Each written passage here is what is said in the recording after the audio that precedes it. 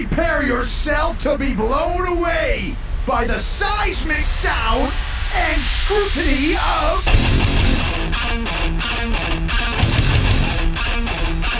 AFTERSHOCKS Podcast with Chris Aiken and Matt Hartnett.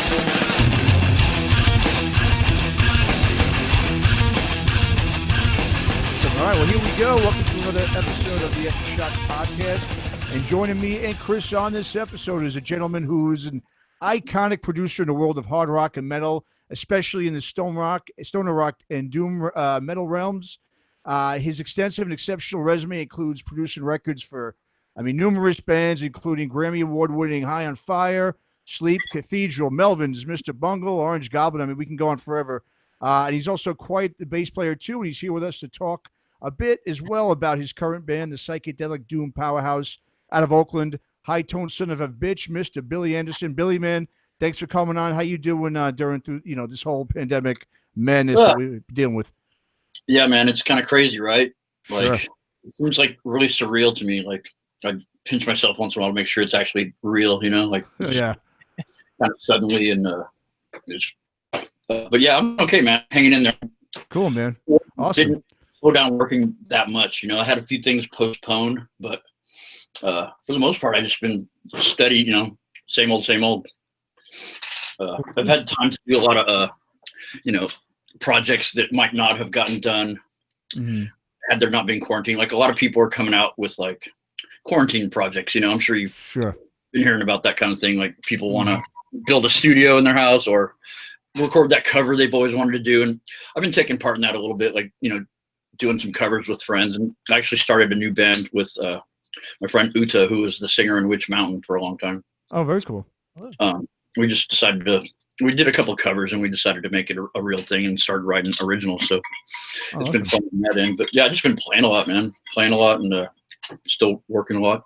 Yeah, awesome, man. Well, speaking about playing, you're the bassist on with High Tone Son of a Bitch right now. I know you guys, obviously the pandemic came at a really bad time for the band because the new EP, Wicked Threads, was just released right when the pandemic started, pretty much mid to late March there, and also, I know the band also released a collection of their EPs through TP called Life Cycles. And, to our listeners out there, if you really like that real doomy stuff along the lines of like Neurosis or Electric Wizard, it's got that kind of real deep and dark sound. They'll definitely dig this record. In the band, who are basically a bit of a local Oakland Bay Area supergroup too. A lot of those band members have been associated, right, with so many big local acts here in the Bay Area, the East Bay especially. Tons. Just the people that have been or currently in the band or associated with, it's like 30 people sometimes. Sure, yeah. So did you? When you joined the band, was it during the production? Because I know you produced the record, or did you just kind of join? How did you wind up joining the band, and are you a full-time member? Yes, I am a full-time member. Basically, I recorded or mixed all the EPs except for one. The first one, I knew those guys, like they were friends of mine, but I didn't record or mix the first EP, but then I mixed the second one, and then I produced and engineered and mixed the third one. And then what happened was one of the guitar players quit, and the guy that was on bass moved to guitar, and then there was a vacancy for the bass player, and I joined on bass, and then we recorded the fourth EP, which is the D side of the of the four EPs. Basically, it's the last of the four EPs. So I've been associated with the band in a friendship sort of working capacity throughout the history of the band. I joined for the last couple of tours and last recording. Awesome. As a member, yeah, awesome. Well, yeah, it's great too to see Paul back out there, and he's continuing with the band's, original vision that he had, before the death of his brother Jew, unfortunately. And of course, Paul, for people who don't know him, Paul Cott, he's of course been in, the Matt Pike fronted Callous back in 2006 with that great self-titled classic record that they put out. That was such an awesome record.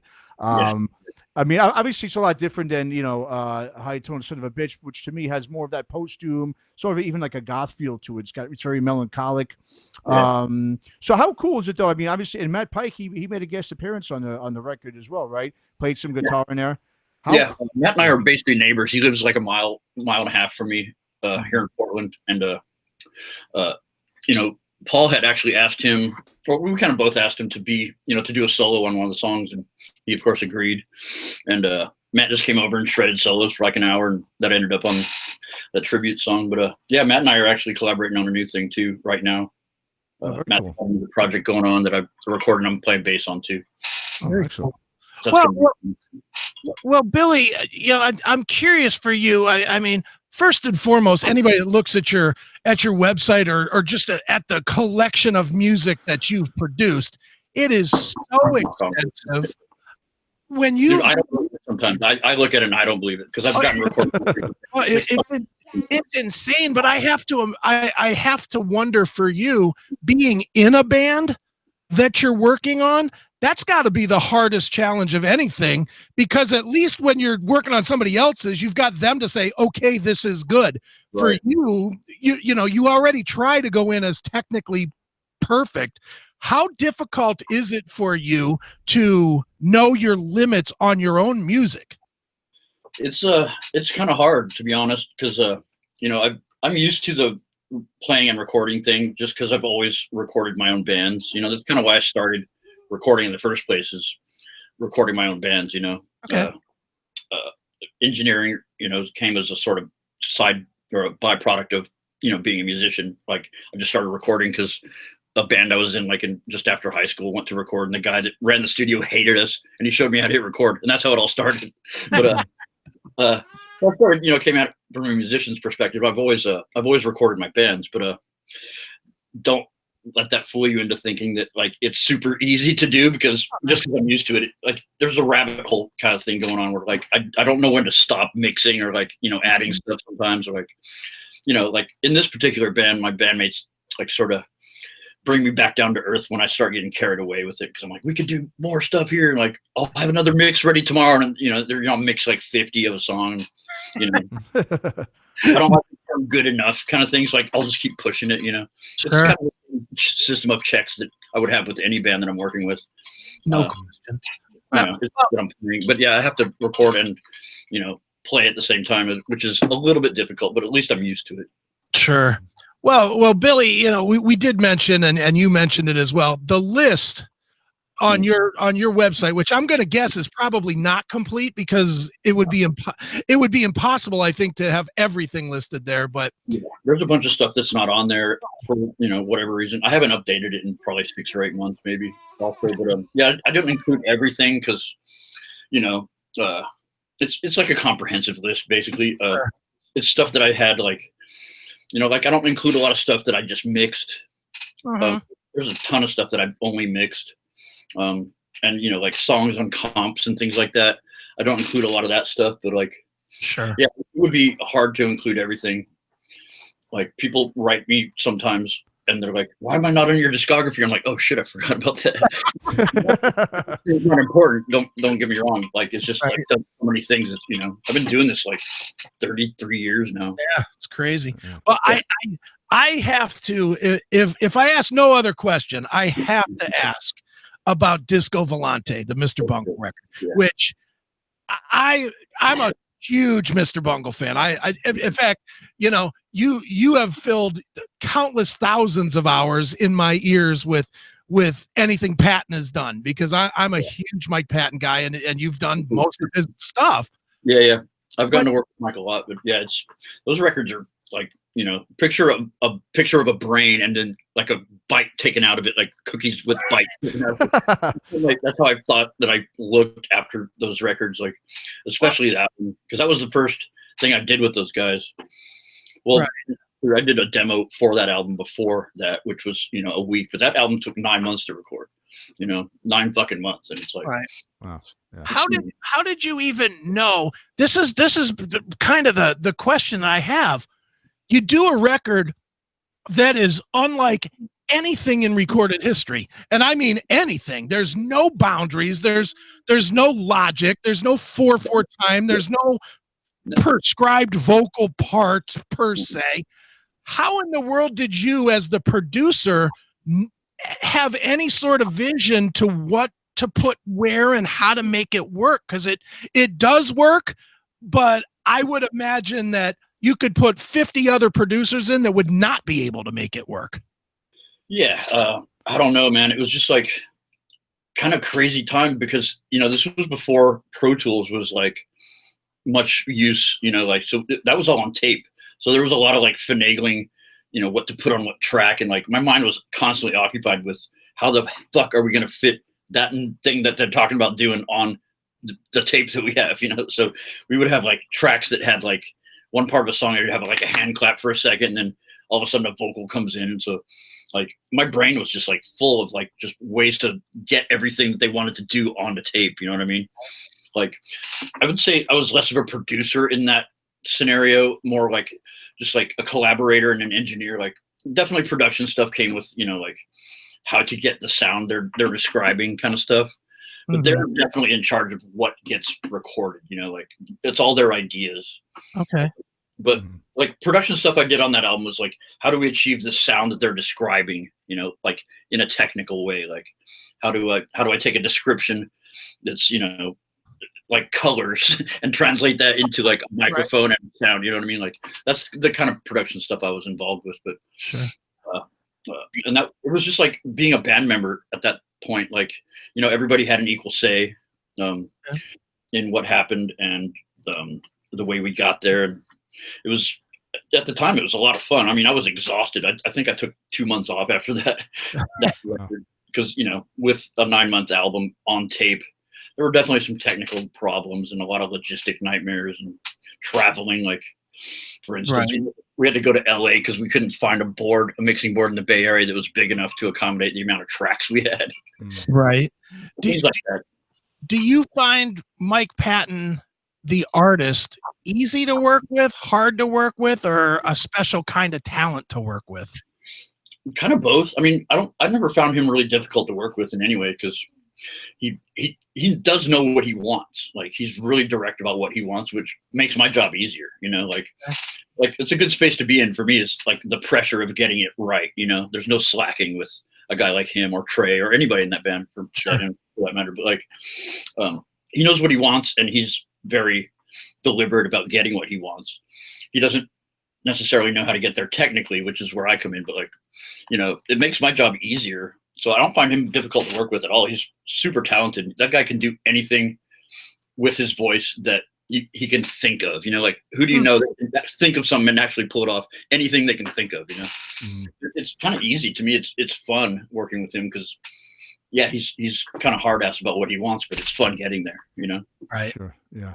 So Billy, when it comes to your, let's go back a little bit to when you started out. I mean, when it comes to your production career, Sleep's Holy Mountain was really where, you kind of made your name in the beginning there. I mean, where you really took off. And it's obviously many people consider that album to be the quintessential stoner metal, stoner rock, whatever you want to call it, album that would launch that subgenre really into the stratosphere of hard rock and metal.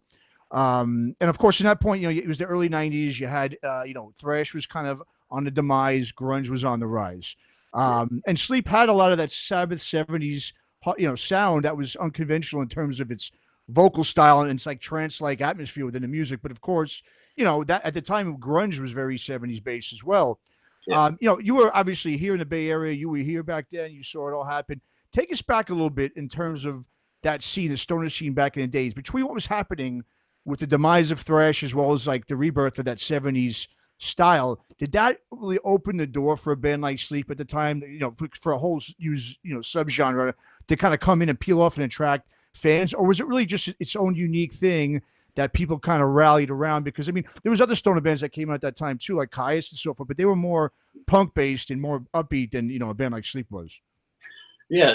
Wow. To be honest, I've never really thought about it from that sort of thing. Like did the whole grunge movement help Sleep? Like I always saw them as kind of a separate thing from that. Cause I mean, I would imagine that a lot of their fans that didn't know them before grunge happened, like, maybe were opened up to them by listening to like other, like more popular stuff at the time. Like, and the thing about Sleep is that when they were a band the first time before they broke up and then got back together, like there were very few people at their shows, you know what I'm saying? Okay. Like, I mean, relatively speaking, like compared to say now or whatever, but like, I guess at that time, like, yeah, the grunge being so popular, I guess it broadened their audience for sure. But have always been sort of a cult thing, like like I think that their reunion, kind of getting back together, was kind of based on legend. You know what I mean? Like it was like legend of Dope Smoker and all that. Sure. A lot of those fans probably grew up listening to grunge. Maybe they gained some audience that way, but like I kind of always saw them as separate from that whole scene. Sure. I was sort of in part of that scene because of the Melvins. I was touring with the Melvins a lot at that time and like playing bass in the band, and they got a lot of the grunge thing just because of their, Buzz was called the godfather of grunge, Right. Sure. And we played Nirvana's last few tours with them, touring with Nirvana and stuff. So we know how that was the whole roots of grunge to most people, but like, I don't know, a band like Sleep didn't really cross into the grunge thing much on purpose anyway. I'm sure that there was a crossover in their fans, definitely. Sure. Okay. Well, Chris mentioned that Disco Volante is one of the most, unique records ever made, but you just mentioned another one that was very unique as well, and right up there with that, which is was Dope Smoker or Jerusalem, whichever one you want to call it.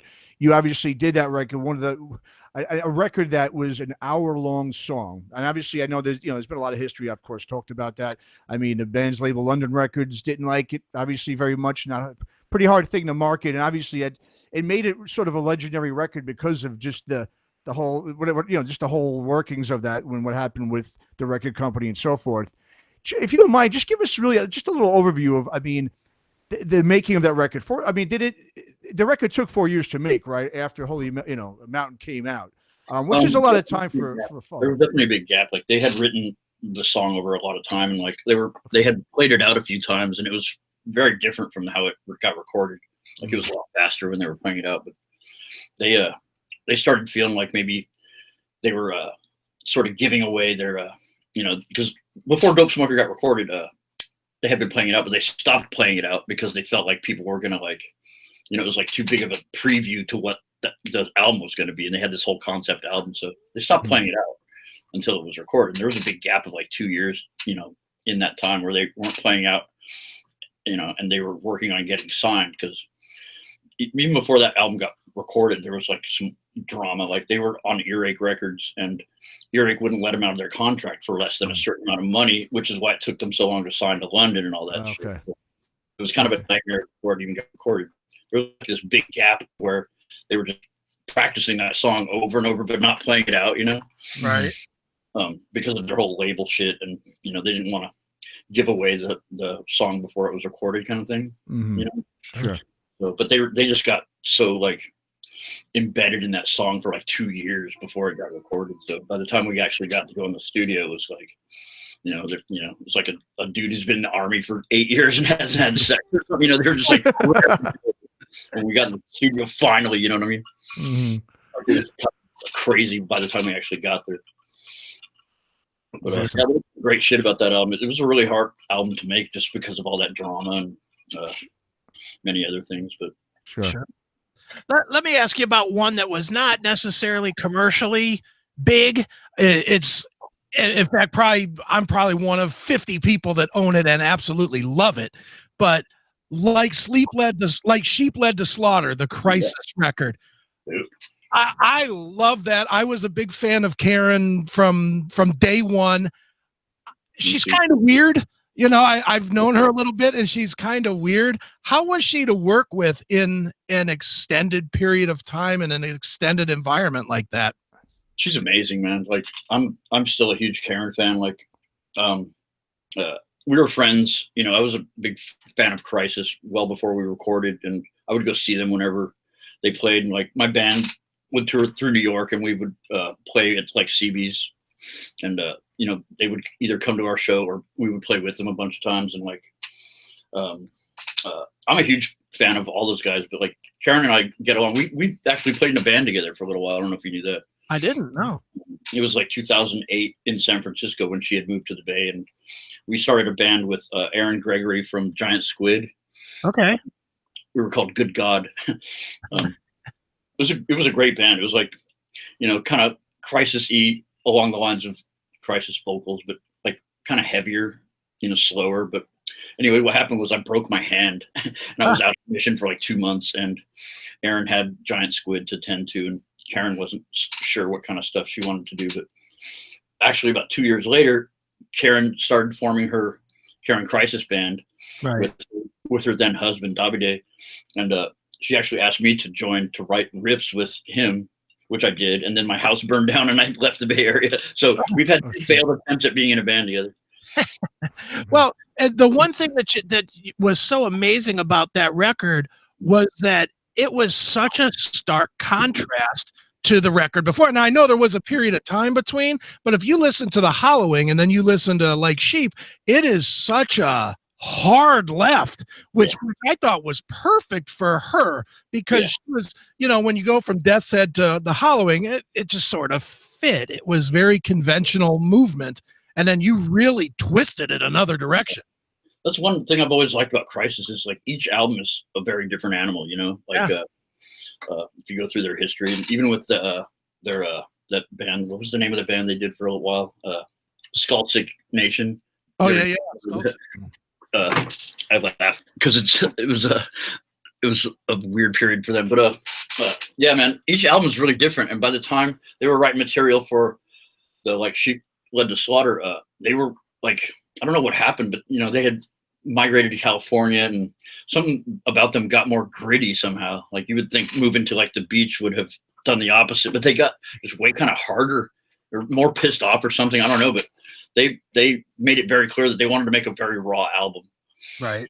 I'm pretty confident we did, but it's also got some cool like production shit too. And it was done relatively quickly. Like we did that whole album in like a week or something, Oh, really? Wow. Yeah. Oh. Pretty boom, boom, boom. But like, she did a lot of her vocals for that live. Some overdubbing, but like basically she's able to go between all those monstery voices like on the fly. It's kind of amazing. So but yeah, they wanted a more raw thing about that album, which I was all about. I love that kind of vibe. But yeah, I think it just, like when you say it took a left during that album, it definitely did in a good way. Like they got more pissed about life somehow, I think. No, they certainly did.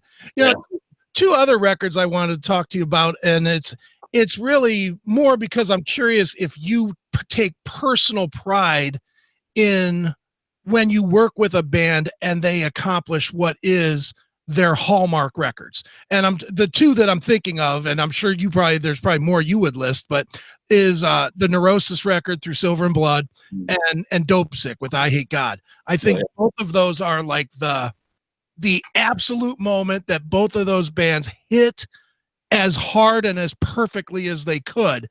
And for you as the producer, when you see that, and I'm sure you've heard that from other fans as well, do you take pride in that, or do you just say, okay, well, it was really the band and I just, did my thing?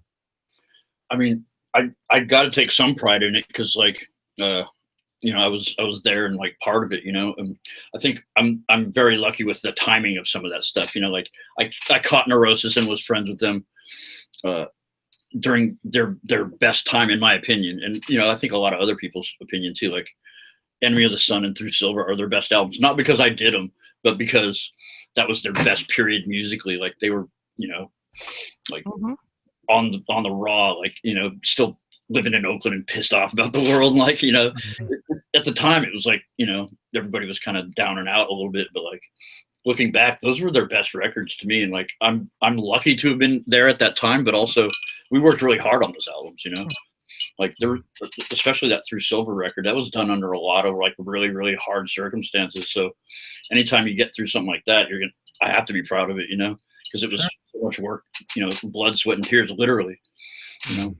Sure. Very proud to have been part of it. Sure. Yeah, let's talk just a little bit of your recent work. I know you're in Portland now. Obviously you're not in the Bay Area any longer. Portland's also a very underrated town for rock and metal. I mean, it's a great place. Great record stores there. Second Street Records is like one of my favorite places ever. And I really loved what you did, speaking of Portland, on the most recent Holy Grove record, their second record. I thought that was a great, the sound, it's such a huge and sort of punch you in the face type of sound, really in your face. And what did you do on that record, man, to get that volume and that crunch? Because I think it's one of the best produced records I've heard over the last few years. Well, cool. Thank you. Yeah, man, like it all comes down to like the vibe when, you're in the studio. I think like they matured a lot as a band from the first to the second record. Like, and that always helps being able to know how to get performances out of people was having done stuff before, like I do a second or third project with most bands I work with. And, the first one has that kind of raw, like getting to know you thing. And it's usually really good. But the second one, it's like at that point I knew how to get performances out of them and like, what to say and how to achieve stuff, because I had not only done a record with them, but also seen them live a million times in between and, hung out as friends and stuff. So to me, it's all about like capturing the performance, like a lot of that was live. I mean, there's obviously a ton of overdubs, but for the most part, the vocals on that were done live. Okay. Huh. Like in, one take kind of thing, like, which is amazing to me. Like we did, some light harmonies and things like that, but like that was a mostly live take on a lot of that stuff. Which is, to me, that's the feel you get out of it. Like the sound is a whole different thing, but like, just there was a definite deliberate effort to get like the biggest and most dramatic sort of sounds, on my part, and they voiced wanting to do like just a big production, and it ended up that way. But the vibe is what gives you the chills. You know what I mean? Like. I think that's a lot the live vibe and the scenario that's set up when you go in the studio to record. Sure. Yeah. And they are a great live band. I've seen them. They're fantastic. Yeah. But, in one of those, that kind of sound, though, that's something that, has really emanated from a lot of the records that you've produced over the years. I'll just even take, when you have that real thick and heavy bottom, I'll just take, for instance, both the Orange Goblin albums you produced, the Big Black Theme from the House of God. I mean, and including also the first two High on Fire records you did. I mean, when I put those songs on like in my car, it's one of those things where it's like a fine line where if I raise the volume to a certain level, it sounds like it's going to blow my speakers. So I got to lower it a bit, but then when I lower it, it's not loud enough. I feel like I'm missing the experience. So I just say, fuck it. And I raise it and I just, I cross my fingers. I hope my speakers don't blow out. But I mean, I think it's cool, but is that tone is, it kind of fuzzes it up too, but not like a Fu Manchu type of fuzz, which with guitar pedals and stuff, it's really with just that bigger and heavier bottom, and I think it's like I said, it's kind of one of your signature sounds, and obviously a signature sound for a lot of stoner rock bands. Would you consider that really like your trademark? Is that something that you're always going for when you do these records? I mean, I like a full range recording, and I feel like I've matured a little bit in that regard. But like when I was, the first half of, my career doing this, like I was going for definitely the most extreme, like, sounds I could get usually. Of course with the band's blessing or whatever, but like I did definitely have a fetish for low end. I actually do have a fetish for low end, like subharmonics, like kind of the sound you feel more than hear, like, I always say like you get a reward if you have a good stereo kind of thing. Like subs are kind of my jam throughout life, like even when I was a kid, I had like a subwoofer, like, so I used to go for like a really extreme low end when I was, like say that the first couple High on Fire records, those are definitely like pretty heavy with subharmonics. And I still love them. I just have learned how to use them a little more tastefully, maybe. Right. Like I don't go for speaker blowing anymore. When you're young, you feel like, fuck it, I'm going to try to blow up speakers kind of thing. But now I've actually blown speakers and it's not that fun.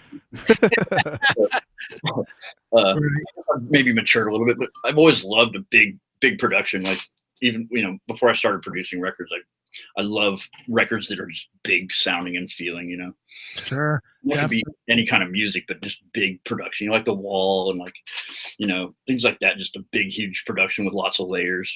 Right.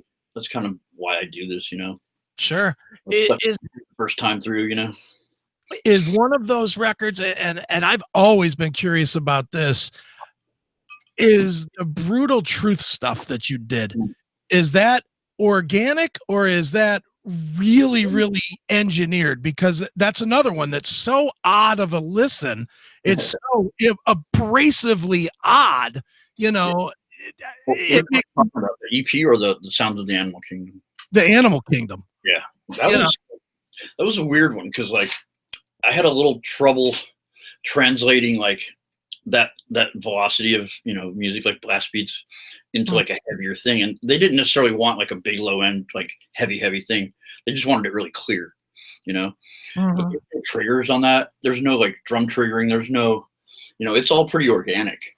But it was challenging for me because until then I had been able to like squeeze as much low end out of stuff as possible. They didn't necessarily want that. They just wanted it to be big, but also really clear. And so it was a little bit challenging for me. And I think we got it right. It's a really good album. And comparable stuff that was out at that time was pretty trigger laden, like more robotic. And I'm proud of that album because it's really organic. Like it sounds like humans playing, Right. Well, I saw them live on that tour, and they were able to reproduce it, which stunned me. I'll be honest. When I saw them, I honestly went to see them, and I was like, "Oh, this is going to suck," because I didn't think they were going to be able to reproduce it. And then when they did, it was like, "Wow, there's a lot of talent in this band." Yeah, and that was the thing. Like and I don't always feel this way, but like there are going to be a certain amount of people that are disappointed if like they go to see it live and they can't pull it off. You're one of them. I'm definitely one of them at times, but like that was one project where I definitely felt that way, and they were pretty clear that they wanted that too. But I also feel truly that like if you want your album to sound like your live show, just record your live show. Like there's things you can do in a studio that you can't do live, and why not do them? Because we have studios. That's how I feel generally. But with that band, it was definitely important to have something you could pull off live. Right. Like you don't have 85 guitars and then you go to see him as just one guy. Like right. Yeah, it just doesn't feel right. Exactly. Billy, I'm curious. You have literally hundreds of things that you've worked on. What is the one that if you could do it again, you would do it completely differently? I know there's got to be one. Nobody's happy with everything they've done. Yeah, probably most of them. Just because I always find something that I could have done better, or like should have would have stuff. But I don't know. It's kind of hard to narrow down to just one because, like I said, each album there's always something could have done better. Like I kick myself, torture myself thinking, God, I could have made that better when I listened to it after it's done. So probably most of them there's something I could have done better, but for the most part, at the end of the day, you work your ass off and you didn't slack during the album. You should probably be able to put it to bed. It's just part of my brain can't, you know what I mean? Right. So I guess that's a good thing, always striving and never settling. Like I don't let people say the term's good enough in the studio, Right. Artist, myself included. So, but yeah, I would say most of them I would not necessarily do again, but if I could go back, I would like have a list of stuff to complete. You know what I mean? Sure. Right. And a lot of that stems from just maybe not having enough time, Oh. And the other part of that is you're an artist like everybody else, and artists are never satisfied. I write books instead of because I'm a failed musician. Yeah. And believe me, I have books on the shelf, and every single one of them I won't even look at because it's like, I'm not going to buy it. It's like, that's all wrong. It's all wrong. Yeah, I heard that. Man. You're probably like looking at books that you've done on the shelf going, I don't want to listen to that because I know I'll find something I could have done better. Yep, exactly. I have to work myself sometimes to listen to records, but when I finally do, I'm like, oh yeah, it brings me back to whenever it was recorded. But yeah, there's always going to be something, you know what I mean? Like, I won't say perfectionist because you got to let stuff just happen. You can't control everything, but definitely there's always something you can do better, right? Yep. Yeah, no doubt. So Billy, I mean, how cool is? I mean, obviously, you said you got your good friend Mike Pike. It's about a mile down the road. You've worked with him for years on all his stuff. How awesome was that seeing him and High on Fire win that Grammy last year? I mean, how cool is that? Pretty fucking awesome. Like, yeah, so happy for them. They're the last ones that thought that would ever happen. Like for people that I've known over half my life, Matt mostly, to win like a Grammy. I mean, the punk side of me is like, fuck the Grammys. It's like the man or whatever. Like, dude, that's fucking amazing. Like, can you imagine like High on fucking Fire winning a Grammy? It doesn't even seem real to me, but like, I was so proud of them. Like, I watched the acceptance thing like 100 times, Like, me and Matt are the same age, but I was like a proud papa kind of. I didn't have anything to do with that record, but friends of mine did, and I was like happy for them too, Oh yeah. Really cool. Really fucking cool. Yeah, no, it's awesome. And just last question, man, before we wrap it up here, we could sit here and talk about this forever. I mean, trust me, it was hard for me to pick out which records I wanted to bring up because there's so many. But if you what's over the years, what's the one band that you worked with that didn't do as well that you thought they would? If you could pick one. That's a good question and a hard one. Man, like you're saying, there's so many bands. Like I think I'm upwards of 300 and some albums now. So, Wow. like there's a lot of bands that, like Crisis is a band that I thought should have done better. We were talking about Crisis. I thought they should have been way more popular than they were. They could have been like super like radio metal to me, because they just never quite got there. For whatever reason. A lot of bands I've worked with could have achieved, I guess, more commercial success, but that's something that a lot of bands I work with don't really strive for. You know what I mean? So like, it depends on what you mean by success, or like making it or whatever. Like Matt and them won a Grammy, but like they never strived for that, and so I guess they think of it as a victory, but like it's not something they were like making a goal by any means. So it's like I guess or like the Melvins, they've been doing this for like upwards of almost 40 fucking years. You know what I mean? Yeah. And it's like to me that's success. Whether they were popular on the radio or won a Grammy or whatever, like none of that shit really matters. It's like in 100 years people will definitely say the Melvins were like influential on so many levels. And it happens throughout music. Like you look at like Leadbelly and Robert Johnson, they died penniless, but they were like the founders of kind of music. And so to me, that's success. Sure. You can win Grammys and be a millionaire, and then you're done in a year, Right. True. I would have thought, and I'll just pick one out of your catalog and see if you agree or not.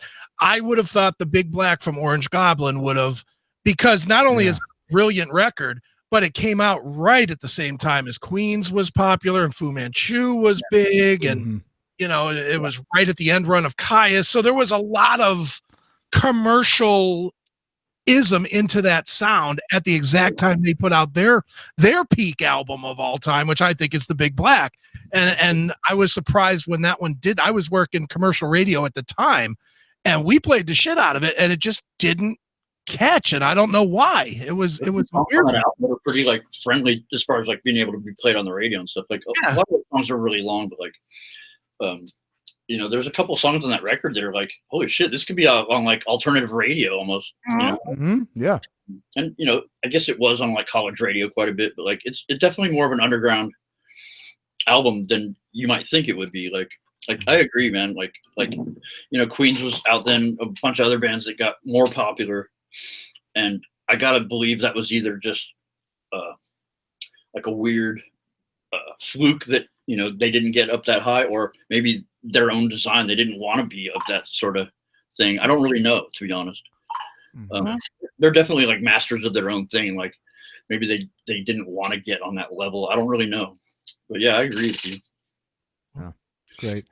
All right, well, Billy, man, we appreciate it, man. We're gonna wrap things up here. Check out, for the listeners, check out High Tone Son of a Bitch, their new box with EPs called Life Cycles on TP Records. And anything else you want to add, Billy, before we close it out?